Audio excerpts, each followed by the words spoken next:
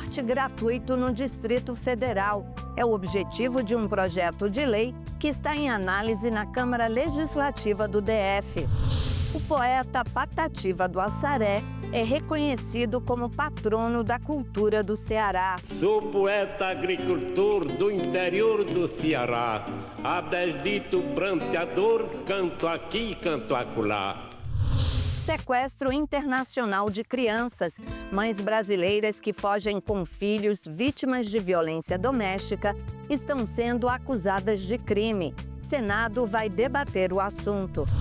Conheça a força das religiões de matriz africana na cultura da cidade gaúcha de Caxias do Sul.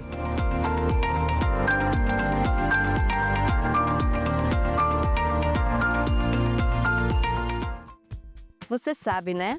Que é daqui e de parlamentos como este que são tomadas decisões que impactam a sua vida, o dia a dia do brasileiro. Que tal saber o que acontece nas outras casas de leis país afora? Eu sou Andréa Alves e este é o Parlamento Brasil, um programa que há 19 anos é feito em parceria com as TVs legislativas de todo o país. Bora pro giro?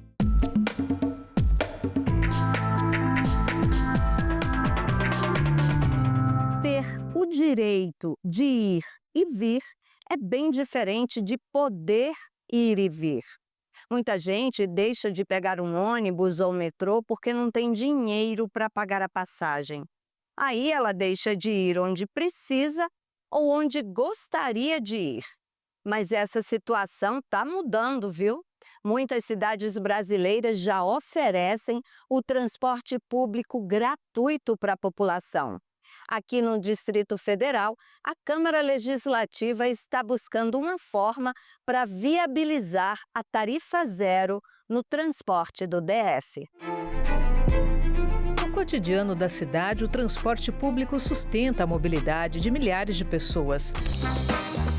Há anos na Câmara Legislativa ecoa um sonho: transformar o direito de ir e vir um bem universal, livre, gratuito e acessível a todos. Em março deste ano, o GDF deu um passo importante nessa direção. Com o programa Vai de Graça, desde o dia 1º de março, o transporte público tornou-se gratuito aos domingos e feriados. A medida contempla ônibus, BRT e metrô. Segundo dados do próprio governo, houve um aumento de pelo menos 50% na procura pelo serviço de transporte nesse dia. Uma prova de que a tarifa zero é uma demanda necessária para a população do DF. Durante seminário na Câmara Legislativa, foi apresentado o esboço de um projeto de lei que aponta como tornar a gratuidade no transporte público uma realidade. A minuta prevê a implementação progressiva da tarifa zero, começando pelas regiões de maior vulnerabilidade social, além de sugerir fontes de custeio, como receitas de multas de trânsito e publicidade nos ônibus e terminais. O evento, que reuniu líderes de movimentos e especialistas, foi promovido pela Comissão de Transporte e Mobilidade Urbana, que defende a tarifa zero como um direito social. A proposta quer transformar o que hoje é privilégio de poucos em direito de todos. O desafio é grande. A estimativa é que o custo dessa gratuidade alcance o valor de até 4 bilhões de reais por ano. Mas para quem defende a tarifa zero, a pergunta que fica é outra: quanto custa deixar a população sem acesso pleno à cidade? Você tem, em média, nas cidades, 30% de uma população que não acessa o transporte porque a tarifa inibe. Ela economiza, ela vai pensar se ela vai naquele lugar ou não, porque ou ela está na informalidade, está desempregada ou não tem uma renda que possa gerar essa perspectiva.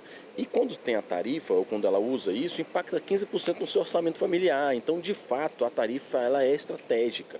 Então, botar essas pessoas para circular é colocar elas para acessar mais serviços públicos, serviços de educação, mais acesso à cultura, ao lazer, gerar uma economia local muito mais forte, garantir que esse serviço não seja para um pêndulo casa-trabalho, né? Que aí fica restrito àqueles que estão na formalidade do trabalho, mas a todas aquelas pessoas que podem usufruir conhecimentos e tecnologias a partir do transporte. Então ele é um direito constitucional.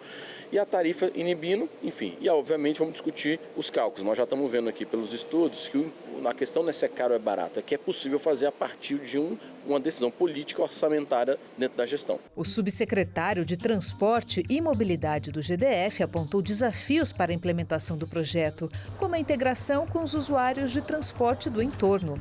Isso pode causar um desequilíbrio nos nossos empregos, né? O servidor do Distrito Federal, o colaborador, vai estar trabalhando aqui no Distrito Federal para o empregador com custo zero de transporte. E os nossos vizinhos aqui do lado pagando R$11 para ir e 11 para voltar. Quem é o empregador em sã consciência que estaria contratando uma mão de obra como essa? Então, isso é uma discussão que já está acontecendo com relação à implementação de um possível subsídio para o nosso transporte semi-urbano do entorno. Para os defensores da proposta, que já é uma realidade em diversas cidades brasileiras, o desafio é reorganizar as prioridades orçamentárias, sem perder de vista que o acesso ao transporte é um direito e não um privilégio. Quando a gente pensa em tarifa zero e sobre o sistema de transporte público no Brasil, acho que a gente tem que olhar primeiro da perspectiva que há uma cultura dentro da administração pública e das políticas públicas no Brasil de não investimento de recurso público para o transporte. Tanto é que quando a gente olha, então, para todas as cidades que fazem tarifa zero no Brasil, 90% delas aí gastam menos que 2% do orçamento anual de cada uma dessas prefeituras para fazer tarifa zero. E aí no meu trabalho de mestrado lá na Universidade de Oxford, o que eu identifiquei em modelos de estimativa é que essas cidades elas gastam mais transportando lixo do que pessoas gratuitamente. Então acho que isso posiciona de forma muito direta o lugar que o Estado brasileiro está posicionando o transporte público, que é um serviço público e deveria ter investimento público. Então parte do meu trabalho hoje na GV Cidades, que é a organização que eu sou diretor, é justamente mostrar para os prefeitos e vereadores que não é que a tarifa zero é cara, é que a gente não está colocando o transporte público como uma política prioritária que determina o acesso a diversos outros direitos. Especialistas presentes no seminário também defenderam mudanças nos contratos com as empresas de transporte, para que a remuneração seja baseada no número de viagens e não na quantidade de passageiros. O projeto da tarifa zero ainda está em fase de construção, mas marca um avanço importante nas discussões. A expectativa é que a proposta avance para análise e votação nos próximos meses.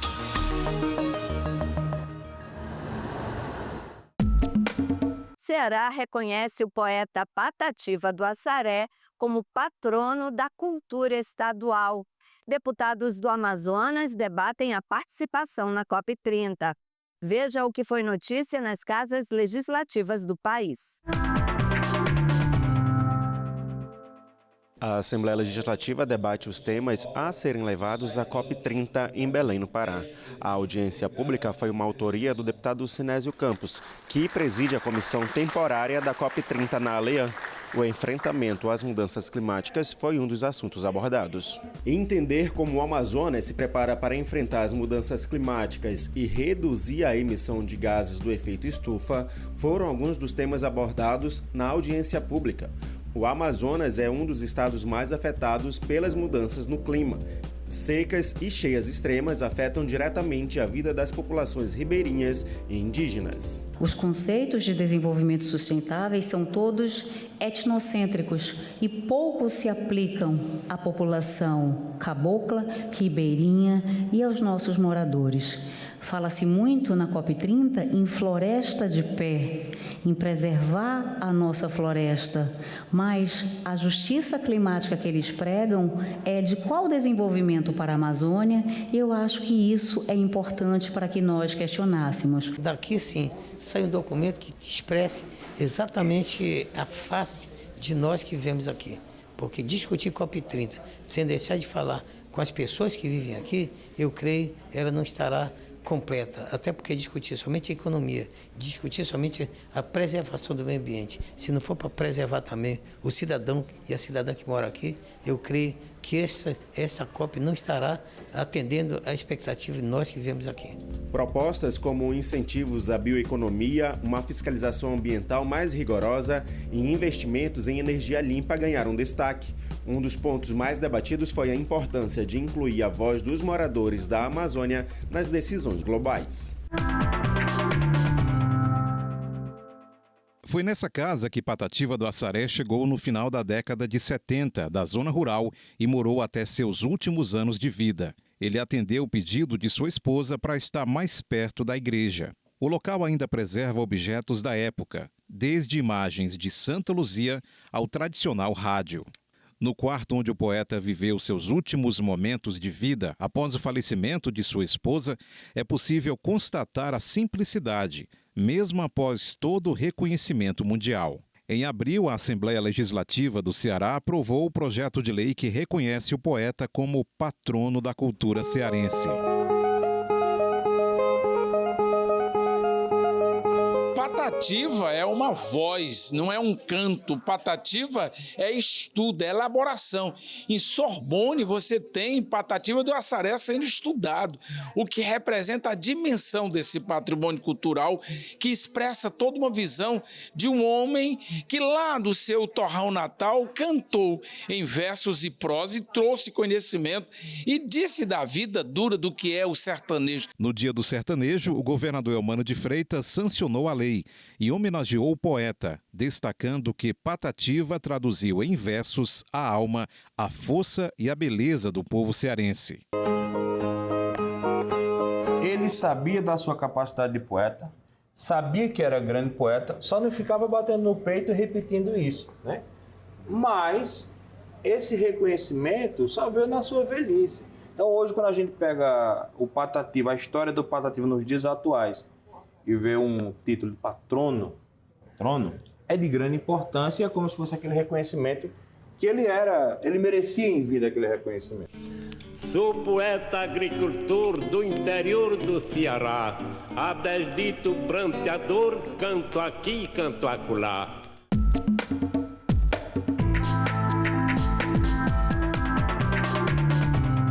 Banco online, imposto de renda online, compras pela internet.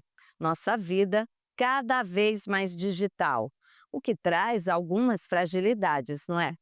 Pensando nisso, a Câmara dos Deputados está analisando uma proposta que obriga os órgãos de governo a reforçarem a proteção de dados e a segurança digital. Com cada vez mais serviços públicos funcionando pela internet, proteger os dados da população virou uma prioridade. Qualquer falha ou ataque cibernético pode deixar milhares de pessoas sem atendimento, expor dados pessoais e até paralisar sistemas inteiros. Na Câmara, um projeto aprovado pela Comissão de Administração e Serviço Público muda a Lei de Acesso à Informação para obrigar os órgãos públicos a reforçar medidas de segurança digital. O relator da proposta, deputado Luiz Gastão, do PSD do Ceará, explica a importância da proposta. Cada vez mais o nosso mundo e a nossa vida vai se ligar por cadastros, por internet e por troca de informações pela internet. A lei de informação, ela precisa ser sempre atualizada e buscando mecanismos que através dessa atualização se dê mais segurança para que não só o governo, mas todos nós possamos ter tranquilidade com relação aos dados que estão armazenados e a forma que eles estão sendo capturados e dando segurança cibernética. Esse tipo de ameaça já é realidade no Brasil. Ao longo dos últimos 5 anos, mais de 5.000 incidentes atingiram o setor público. Houve vazamento de dados, interrupção de serviços e até desvio de recursos. E o problema não é só no Brasil. Apagões digitais também têm afetado países europeus. O deputado Luiz Gastão lembra que proteger as redes virou questão de segurança pública. Nós tivemos agora há pouco um apagão em Portugal e na Espanha. E o que isso significa na vida das pessoas? Nós vivemos uma pandemia, que nós tivemos que ficar fechado. Imagina hoje que toda a comunicação e todo acesso tem sido pelas linhas de informação e pelas redes de internet. Se você tiver um blackout, você vai fazer com que as pessoas fiquem ilhadas e também sem comunicação. Então, ter a segurança de dados, ter a segurança cibernética é fundamental para o desenvolvimento do país e para a segurança da população. A proposta segue agora para análise da Comissão de Constituição e Justiça. Depois de aprovada na Câmara, a proposta ainda precisa passar pelo Senado para virar lei. Para tentar escapar da violência doméstica nos países onde moram, algumas mães brasileiras fogem com seus filhos de volta ao Brasil. mas acabam sendo acusadas de sequestro internacional. Os filhos são devolvidos aos abusadores. Essa é uma situação bem difícil que questiona a legislação internacional. Para estudar a fundo esse assunto e buscar uma solução, o Senado instalou uma subcomissão ligada à Comissão de Direitos Humanos. A subcomissão vai ser presidida pela senadora Mara Gabrilli, que recebe pedidos de ajuda de mães brasileiras que são julgadas como sequestradoras internacionais por tirarem os filhos de situações de violência doméstica no exterior. Em agosto de 2015, quando eu ainda era deputada federal, realizamos a primeira audiência pública na Câmara dos Deputados sobre o tema. Infelizmente, ao longo desses 10 anos, os casos destas mulheres brasileiras que fogem com seus filhos da violência cometida por seus ex-companheiros, companheiros estrangeiros, não param de aumentar. E essas mães, elas só desejam ter paz. Em muitos casos, a própria justiça brasileira determina que as crianças sejam retiradas de seus lares por policiais armados para serem entregues para os genitores que cometeram abusos e violência doméstica. A criação da subcomissão foi inspirada em casos como o de Raquel Cantarelli, que não vê as filhas há mais de 2 anos, desde que foram obrigadas a voltar para a Irlanda para ficar com o pai acusado de abuso sexual. Eu estive aqui nessa casa há 2 anos atrás, quando as minhas filhas tinham acabado de ser levadas embora. E hoje fazem 2 anos que eu não vejo o rostinho delas, que eu não escuto a voz dela, que eu não tenho qualquer notícia das minhas filhas. E há 2 anos eu venho lutando. Há 2 anos atrás era tudo vazio. Eu não sabia nem para onde correr. Eu vim aqui para essa casa com um bolo de papel, com o rostinho delas, ao lado do Esdras, que me ajudou, de gabinete em gabinete, falando com todos os senadores, deputados, pedindo apoio. E hoje ver a instalação dessa comissão é uma grande vitória, não somente para mim, para as minhas filhas, mas para todas as mulheres brasileiras que sofreram violência, que sofrem violência e que hoje gritam em silêncio. Eu estou muito feliz porque, depois de 2 anos, o Superior Tribunal de Justiça, por unanimidade, os 5 ministros determinaram o retorno das minhas filhas ao Brasil, reconhecendo a violência. Vamos bater palma.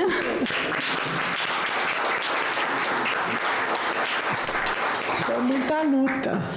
Foi muita luta e foi uma vitória gigante. É aqui no parlamento que as mães pedem socorro. É no seu gabinete, é no meu, é no gabinete dos senadores. Então, a entrega dessa subcomissão hoje, a instalação da subcomissão, é uma resposta do parlamento ao choro, ao clamor, ao desespero das mães e das crianças.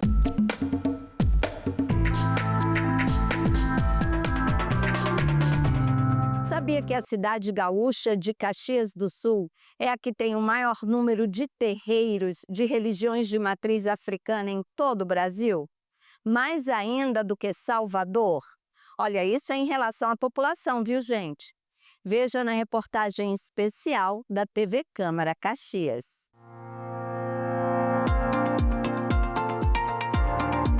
O monumento do orixá Guerreiro Ogum, instalado há 19 anos em uma das vias mais importantes de Caxias do Sul, no Rio Grande do Sul, mostra que a força e a coragem guiam a maior cidade da Serra Gaúcha. O deus do ferro, orixá da metalurgia, como também é reconhecida a divindade das religiões de matrizes afro-brasileiras, é o patrono do 2º maior polo metal mecânico do país desde 2001, eleito pela comunidade umbandista. Também é patrono espiritual das religiões afro-brasileiras no Rio Grande do Sul, por meio de lei estadual de 2023. A mesma cidade que carrega a tradição da imigração italiana e que tem como patrono um orixá, também tem como padroeira uma santa católica. O sincretismo, reconhecido em Salvador, capital baiana, também é muito presente em Caxias do Sul, mas com uma curiosidade a mais. Caxias do Sul é a cidade com o maior número de terreiros de religiões de matrizes afro-brasileiras do país. O número varia entre 800 a 1.200. Esse título é proporcional ao número de habitantes e faz com que a cidade serrana saia na frente da capital baiana, que possui o registro de 1.165 terreiros cadastrados em um universo de 2 milhões de habitantes, e da capital gaúcha Porto Alegre, com 1.300.000 moradores e 1.290 terreiros. Um fenômeno, realmente, mas é um fenômeno que não é uma prerrogativa de Caxias. O estado do Rio Grande do Sul se coloca hoje como um estado com maior número de terreiros, tanto de Umbanda como do nosso tradicional Batuque e também Quimbanda. A explicação que se dá em relação ao estado do Rio Grande do Sul e também Caxias é a militância. É um número de adeptos e, sobretudo, dirigentes de casa que tem esse vigor, esse desejo de se assumirem. Essa influência europeia também serviu para tornar mais pujante ainda essa cosmovisão, nos dando militância, nos dando o vigor necessário para tornar Caxias do Sul com essa pujança na representatividade das religiões afro-umbandistas. A própria aproximação do sincretismo dos santos católicos aos orixás, como no caso de Ogum e São Jorge, explicam o número de terreiros e fiéis. Uma resistência que também enfrenta intolerância religiosa. Tudo aquilo que está relacionado à etnia ou à cultura afro, ela tem uma resistência muito grande. A própria palavra negro, que vem do necros, né, no grego, que significa aquilo que não é bom, aquilo que está em decomposição, necromancia, necrofilia, também se associa ao negro. Quer dizer, não é uma coisa boa, porque, na verdade, o negro não existia, existiu o africano. Quem colocou essa digina foram os europeus, colocando ele como uma coisa ruim, uma coisa escura. Então, qualquer coisa que é associado ao afro já parte do princípio de que parece que não é bom. Se é religião, é macumba. E aí vem aquele velho adágio, o Deus da religião do outro é o demônio na minha. A relação do município serrano com as religiões afro-brasileiras fez a cidade também entrar na história, sendo a única do país a ter uma praça que é batizada com o nome de um babalorixá, um pai de santo, Lauro de Oxum, fundador de uma associação de Umbanda com mais de 50 anos. Uma lei que teve reconhecimento do parlamento em 2006. O Legislativo tem como papel, seguindo o que a Constituição preconiza, é respeitar a diversidade religiosa. E em vários momentos em que intolerância e discriminação às religiões de matriz africana se apresentaram, vereadores e o Legislativo têm como função resguardar a liberdade que as pessoas têm de expressar e de professar a sua fé.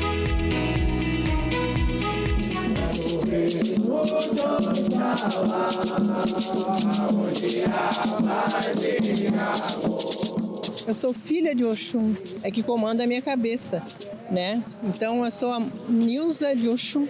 É um dia de festa, de orgulho, e para nós todos da religião, né? E festa, né? Hoje, nosso grande Pai Ogum.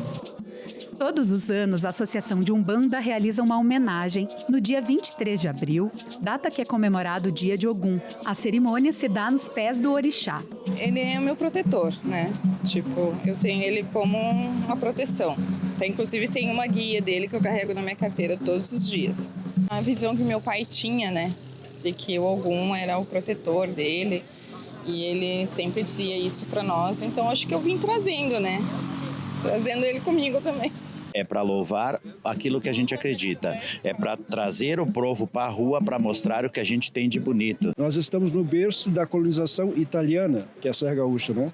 Onde a fé católica se sobressai. Serafina Correia, eu enfrentei problemas para colocar um São Jorge. Aí imagina há 20 anos atrás o que foi que eles enfrentaram para colocar esse vulto africano nessa praça, para conseguir esse espaço.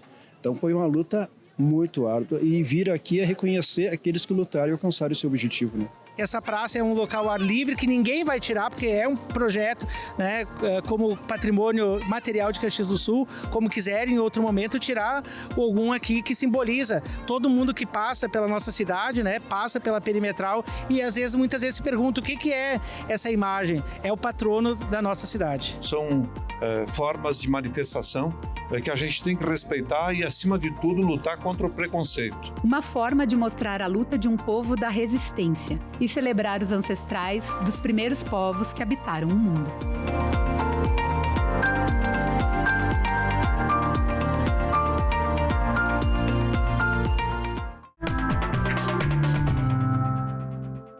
Você vai ver agora os visitantes do Congresso Nacional.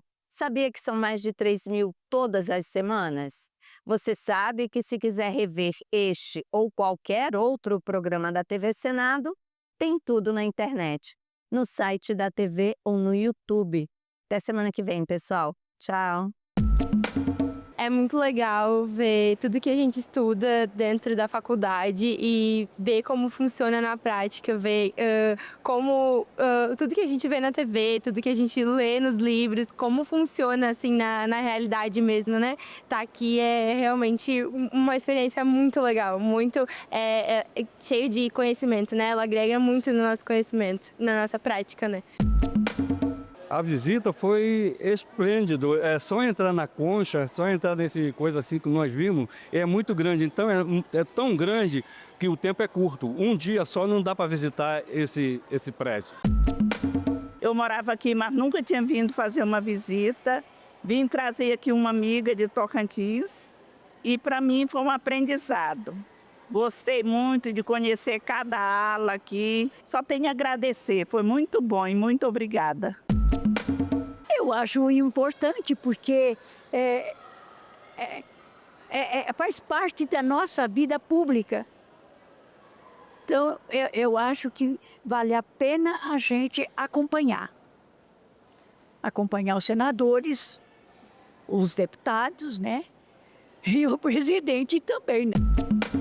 Nós estamos aqui com um grupo de 10 acadêmicos do Centro Universitário Cenecista de Osório, do Rio Grande do Sul, e é de extrema importância que a gente possa proporcionar para os acadêmicos conhecer os poderes da nossa República.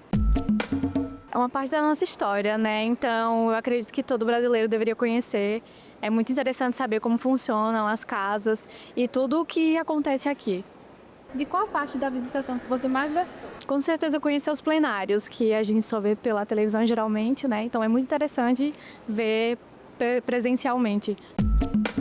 É parte da nossa história, aqui está documentado tudo que a gente viveu e é interessante também a gente conhecer um pouco sobre a importância da gente ter o contato da população com quem a gente elege e coloca aqui. Eu amei conhecer o Senado. É muito interessante ver como funciona para a votação de tudo, de todas as leis. E fora que a arquitetura de lá é bem bonita.